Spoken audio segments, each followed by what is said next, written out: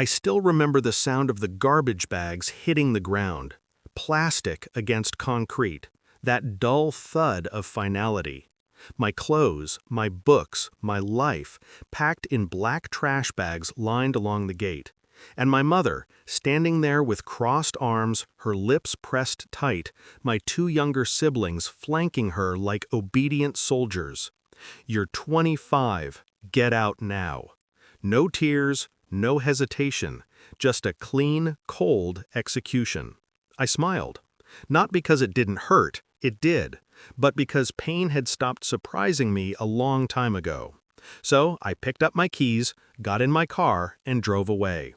What she didn't know was that 6 months later, she'd send me 60 messages, all asking the same thing: "Where are you?" But we'll get there. I wasn't always unwanted.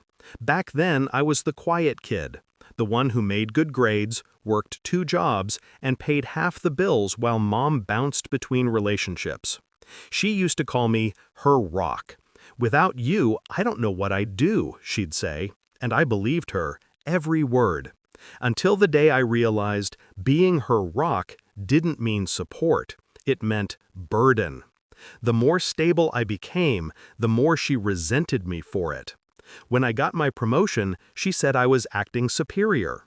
When I paid off my car, she called me ungrateful. It was subtle at first, small remarks, cold silences. Then came the real betrayal. I came home one night to find the locks changed. A note taped to the door: "You're too old to live here rent-free. Grow up." I'd been paying rent for 3 years, to her account. I tried calling. No answer. Messaged. Blocked. When I showed up the next morning, that's when she dumped my things in those bags and told me to leave. My siblings watched, silent. She'd told them I'd stolen from her. That's the day something inside me broke, but not in the way she hoped. It wasn't despair, it was detachment. The first month, I stayed in my car, slept behind a 24-hour diner, showered at the gym. But every night I thought about what she'd taken. Not just my home, but my name inside that house, my reputation. So I made a plan. She relied on me for everything: bills, taxes, her business licenses. And I knew exactly how fragile her little empire was. She'd been running a home bakery, but she never registered it legally. She used my bank account, my name, to process payments. The same ungrateful son she threw out. So I started documenting: receipts, transfers, screenshots. I built a quiet case.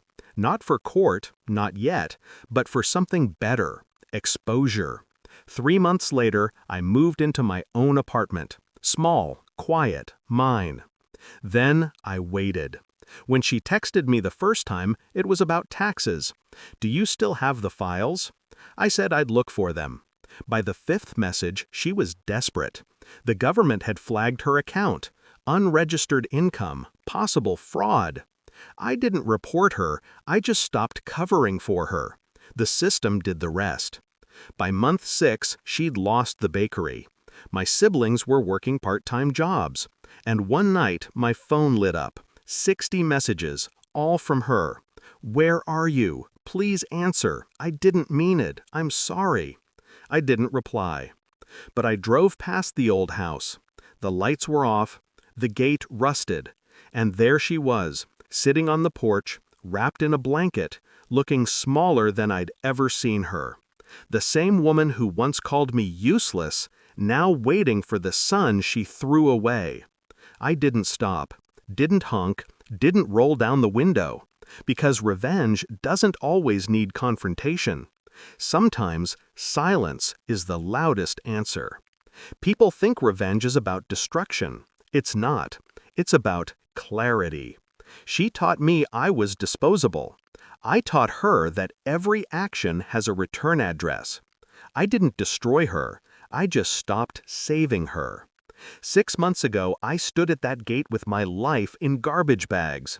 Now, I sleep under my own roof. No locks changed, no lies, no noise.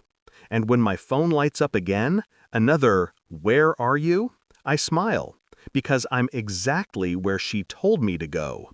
Out.